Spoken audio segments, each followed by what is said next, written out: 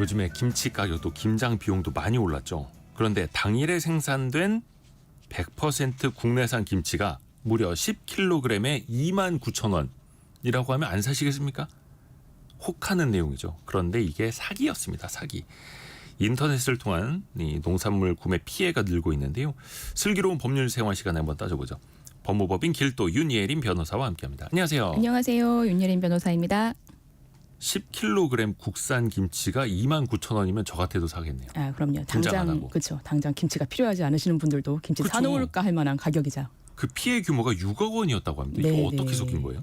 예, 뭐 최근에는 사실 다행히 조금 안정세로 접어드는 추세로 좀 보이는데 8월, 9월, 10월까지는 배추값이 엄청 폭등하면서 김장을 포기하는 이제 김포족까지 늘어났었잖아요. 맞아요.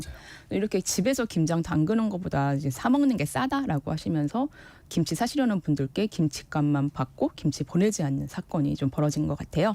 김치 10kg에 29,900원, 당일 생산 100% 국내산 전라도식 포기김치라는 광고 문구 이제 걸어놓고 아하. 네.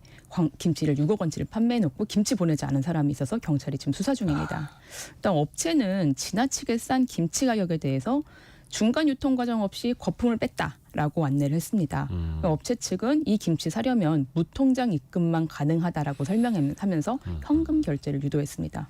그 뒤에는 이제 김치를 보내지 않으면서 통화량과 문의가 많아서 전화 연결이 어려울 수도 있다 하면서 주문량 폭주로 배송이 늦어지는 것처럼 안내를 했고, 또 배추 수급 문제로 김치 출고는 2, 3주 늦어진다.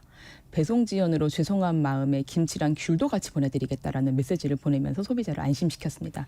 그런데 김치는 끝내 도착하지 않았습니다. 저렴해도 너무 저렴하게 팔았던 건데 이게 애초에 사기를 치려고 마음 먹었었던 건지는 수사 결과 좀 밝혀져야겠네요. 근데 그 피해자가 2만 명으로 추산된다고요. 보상을 받을 수 있는 겁니까? 그러니까 현재는 조금 그 수사 결과를 좀 지켜봐야 될 것 같은데, 네. 일단은 카드로 결제를 했다 아니면 포털 사이트를 통해서 결제를 했다라고 하면은 일단 지급이 되지 않도록 막는 방법이 있을 텐데, 이번 사건 같은 경우는 판매자가 주로 현금 결제, 무통장 입금만을 유도해서 좀 문제입니다. 카드로 결제를 하면은 카드사가 판매자에게 돈을 보내기 전에 네. 소비자가 이제 어떤 사유를 들어서 청약 철회를 하겠다, 돈 보내지 말라라고 하면은 청약 철회가 가능한 상황도 있습니다. 카드로 결제했다면? 네. 근데 현재는 무통장 입금을 받았기 때문에 그런 상황이 아니고, 또 포털 사이트를 통해서 현금 결제를 했다라면은 소비자가 물건을 받고 구매 확정 버튼을 누르면 이제 물품 대금이 판매자에게 입금되는 안전 결제 방식을 이용할 수 있는데, 지금 이 사건 같은 경우는 판매자가 자신의 통장으로 바로 무통장 입금을 해달라라고 해서 이 부분도 안전 결제 시스템도 사용하지 않아서 현재는 좀 방법은 없어 보이고, 다만 이제 고려될 수 있는 방법을 생각해 보면 경찰의 수사 또는 집단 분쟁 조정 신청을 하는 방법이 있을 것 같아요. 일단은 수사를 통한 가해자의 처벌을 좀 하면서 합의를 유도해 보는 방법인데요. 이제 피해자분들은 신분증, 주문 내역, 계좌 이체 내역, 뭐 문자 내역, 그래서 이 판매자와 내가 거래를 했다라는 입증할 수 증거, 증거를 그런 가지고 이제 거래 경위 등을 쓴 고소장을 첨부해서 이제 수사기관에 수사를 의뢰를 하면은 이제 아주 많은 전국에 많은 피해자분들이 있을 텐데, 그 피해자분들의 사건이 하나의 경찰서에 모여서 수사가 될 거예요. 그러면은 피해 금액이 또 크면 클수록 가해자의 형량이 늘어나는 건 당연하고, 또 고소를 해두면 가해자 측에서 피해 보상을 좀 약속하면서 합의를 요청하는 경우들 좀 있을 것 같고요. 근데 일단 애초에 카드 결제도 안 되고 안심 결제, 안전 결제도 안 된다라고 하면은 조금 의심해 볼 필요도 있어 보이고요. 네. 근데 이게 사기가 아니었어도 네네. 막상 딱 농산물을 받아봤는데 짓물렀다, 아니면 조금 상했다라는 네네. 경우가 있을 수 있잖아요. 네네. 이럴 때는 어떻게 해야 됩니까? 저도 작년 겨울에 샐러드 채소를 한번 배송을 시켰는데, 이 오는 과정인지 어떤 과정에서 문제가 생겼는지는 모르겠는데 채소의 한 반 정도가 얼어서 이제 못 먹을 상태로 해서 왔더라고요. 그래서 겨울이어서. 네네.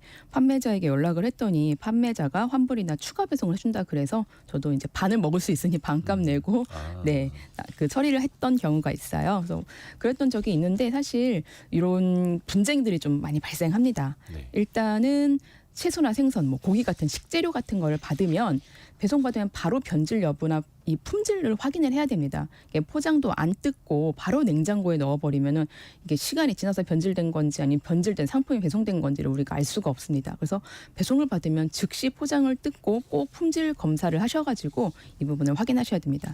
예를 들어서 또 뭐 악취 이런 부분들이 좀 있다 아니면 유관상에 좀 봤을 때 문제가 있어 보인다라고 하면은 즉시 업체에 알리고 식재료의 상태를 사진이나 동영상으로 이제 기록을 해두는 것이 중요합니다. 그리고 또 혹시 업체에서 반품을 요구할 수도 있습니다. 그래서 네. 먼저 폐기하지 마시고 보상 처리가 끝날 때까지 일단 보관을 하셔야 됩니다. 근데 이게 또 판매자의 문제가 아니라 택배사의 과실로 또 이제 그럴 수도 있죠. 운송 과정에 또 상할 수가 있어요. 그러면은 그 택배 수령일로부터 14일 이내에 택배 사업자에게 이 운송 중에 이 품질이, 그러니까 이 제품이 상했다라는 부분을 통지해야 됩니다. 이 부분은 택배 운송 약관에 포함되어 있는 내용입니다. 우리가 택배 주문하면서 운송장 쓸 때 약관에 다 동의를 한다는 의사표시를 하게 되거든요. 그래서 14일을 넘겨서 택배사에 통지를 하게 되면은 택배사는 면책되기 때문에 꼭 14일 이내에 통지하시고 증거 남기시는 게 더 중요합니다. 그러면은 택배사에서는 택배 물품의 가액, 뭐 택배 요금 등을 좀 참고해서 사고 심사하고 배상액을 결정하게 됩니다. 그렇죠. 그래서 이런 거를 받아보자마자 사진 찍어 놔야 되는 거고 그 네네. 사진 기록에도 이게 몇 날 며칠에 촬영된 거다라는 게 로그 파일이 또 있기 때문에 그런 걸로 입증할 수가 있겠고요. 네. 근데 또 반대로 박스나 홈페이지, 뭐 판매자 홈페이지 보면 신선식품 특성상 배송 중에 변질될 수 있습니다라고 명기되어 있잖아요. 네. 이럴 때는 그럼 어떻게 환불을 못 받을 수도 있어요? 신선식품 판매자들이 배송 과정 중 변질 또는 뭐 주관적 판단이라는 이유로 환불을 거절하는 사례가 좀 왕왕 있습니다. 가끔 있죠. 예, 판매자들은 자신들이 좋은 상품을 보냈는데 택배를 가는 동안 변질된 것이다. 뭐 내지는 남들은 그 정도는 다 불편 없이 섭취한다. 근데 특정 고객이 주관적인 판단으로 상품에 문제가 있다라고 문제가 있다라고 한다라고 네. 하면서 이제 환불을 이제 거절하는 것인데요. 이게 또 이 상품이 썩고 무른 정도에 대해서는 개인마다 체감하는 정도의 그 차이가 있습니다. 뭐 사과를 샀는데 누구는 좀 검은 점이 많다라고 하는 것을 두고 누구는 이거를 못 먹겠다라고 하는 거고 누구는 이거 문제없이 섭취를 할 수 있다라고 판단을 하는 거잖아요.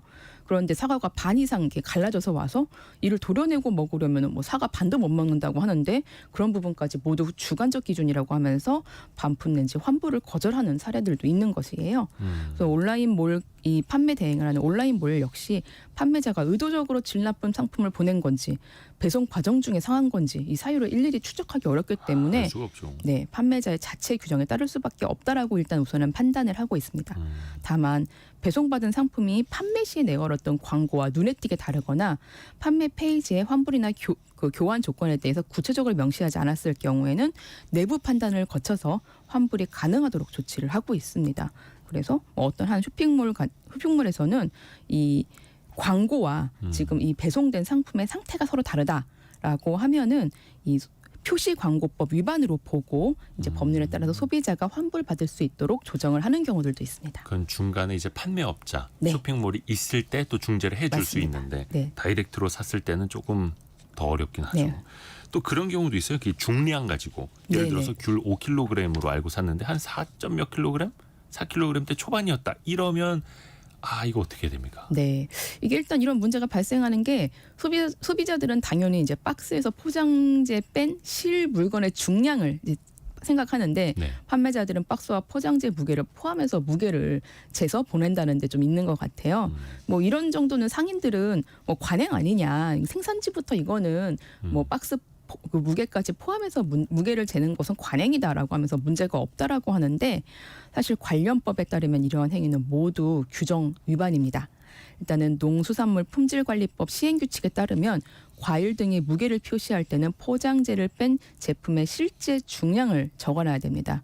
농수산물 품질관리법에는 이게 무게가 아닌 실중량으로 명시하고 있습니다. 그래서 뭐 박스 무게를 더해진 사실이 이제 고지되었다 하더라도 네. 이 위반을 피할 수는 없는 것입니다. 근데 이제 이런 것도 있어요. 배송 중에 수분이 날아갔다. 그래서 실 중량에 오차가 생겼다라고 얘기를 할 수도 있죠. 있는데 이제 그런 부분까지 생각해서 허용 오차까지 이제 식약처 고시에서 정해놓고 있습니다. 식약처 고시에서는 표시된 양과 실제량의 허용 오차가 지정되어 있는데 이 허용 오차는 뭐 무게에 따라 좀 다를 수 있는데 1%에서 1.5% 정도 차이입니다. 그러니까 예를 들어 4kg짜리 오렌지를 했는데 뭐 허용 오차 가능 무게는 60g 정도에 불과한 겁니다. 그러니까 킬로그램 단위로 달라졌을 때는 이거는 판매자가 잘못한 거다. 네. 이렇게 또 봐야 되겠네요. 또 하나 왜 물이 많이 들어가 있는 거 있으면 예를 들어서 간장게장이나 열무김치 같은 네네. 것들 여기에는 이제 우리가 먹을 수 있는 것에 중요하고 또 물이 또 얼마나 많이 들어가 있느냐에 따라서 달라질 수 있잖아요. 네네. 일단은 뭐 간장게장 일단은 뭐 예를 들어 설명을 드리면 식품위생법상 이게 판매를 할 때는 필수 표기 사항이 있습니다. 제품명, 상호, 뭐 유통기한뿐만 아니라 내용량, 원재료명을 함께 이렇게 표시를 해야 되는 거예요. 이게 법에 정해져 있어요. 그런데 내용량을 적을 때는 무게를 이제 개의 무게를 따로 적어주는 게 좋고요. 네. 그 함량에도 꽃게의 함량이 어느 정도인지를 적어두면은 꽃게의 무게가 어느 정도인지 가늠할 수 있습니다. 세부적으로. 네네. 이런 방식으로 이제 분쟁을 피할 수 있는 방법들이 있습니다. 1161님, 저희는 감 농장 하는데요. 2kg 정도 더 넣습니다라고 보내주셨어요. 어유 후하십니다. 후하십니다. 그 요즘 과일 이미지도 예전에는 왜 포토샵 한다고 했었는데 네네. 요즘에는 인공지능 이미지로 이제 생성을 해서 넣는 분들 많거든요. 네네. 그게 또 소비자 입장에서 보면은 그냥 혹할 수도 있어요. 네네. 이럴 때는 소비자 입장에서 사기로 생각할 수도 있겠어요. 이게 최근에 좀 비슷한 사례가 있어서 한번 말씀을 드려볼게요. 네. 한 통신 판매 업자가 이제 뭐 스마트 스토어나 쇼핑하기 이런 이제 대형 포털 사이트를 이용해서 네. 이제 샤인머스켓, 사과, 감귤 등의 과일을 판매했습니다.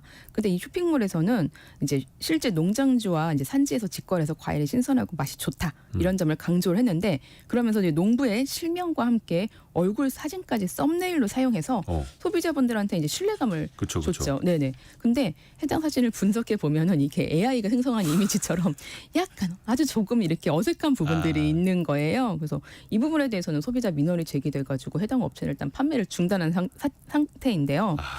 아직 이게 지금 AI로 인한 그 콘텐츠로 해가지고 뭐 이 부분을 뭐 이거 AI가 제작한 콘텐츠입니다라고 명기를 해야 된다라는 법은 따로 없습니다. 그리고 이런 이제 뭐 사소한 뭐 이런 부분들에 있어서 이 부분을 이제 AI가 생성했다라고 해서 이걸 사기로 볼 것인가라는 것도 아직은 뭐 이제 막 또 시작된 사례이기 때문에 그런 것들이 아직은 없는 상황입니다. 판례가 조금 더 쌓여야겠네요. 네네. 근데 이제 반대로 판매자 입장에서 억울한 경우도 있을 것 같아요.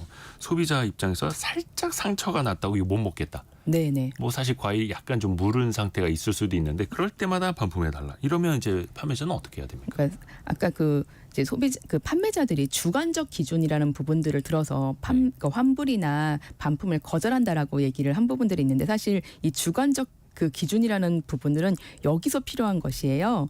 그러니까 사실 소비자의 권익을 보호해야 하지만 또 소비자의 지나친 요구를 또 판매자가 다 들어줄 수는 없는 상황입니다. 이렇게 일반적 상식에 반하는 요구에 대해서는 판매자가 들어줄 이유는 없습니다. 일반적으로 이제 가게에서 우리가 멀쩡한 물건 사고 환불해 달라고 하지는 않잖아요. 네네. 뭐 온라인 쇼핑몰도 마찬가지입니다. 판매자가 특별히 문제되는 물품을 보낸 것이 아니라면은 판매자는 이런 증거를 확보한 후에 소비자의 요청을 거절하면 되는 부분들입니다. 딱복 물복 아세요? 네, 알죠. 딱딱한 복숭아, 물렁한 복숭아. 근데 나는 딱딱한 복숭아를 시켰는데 물렁한 게 왔다. 근데 또 거기에 대한 주관적인 기준에 맞습니다. 따라서 또 어떻게 우리가 이걸 환불해 줄 거냐, 싸울 거냐 어렵기도 해요. 복숭아 표기할 때는 중간 정도의 물음입니다라고 표기하시는 전 상인들도 많이 봤습니다. 아, 그래요? 저도 약간 복캐팅 좀 했었는데 네. 복숭아를 사기 위한 이제 티켓팅, 그것도 복캐팅이라고요? 복캐팅이라고 했었는데 그렇게 해서 약간 중간 정도를 표기해 주시는 분들도 많습니다. 아이고 또 그런 상황에서는 또 우리가 다 법률에만 기댈 수도 없는 거고요. 네. 또 어렵기도 합니다. 윤예림 변호사 통해서 배워봤습니다. 고맙습니다. 네, 고맙습니다.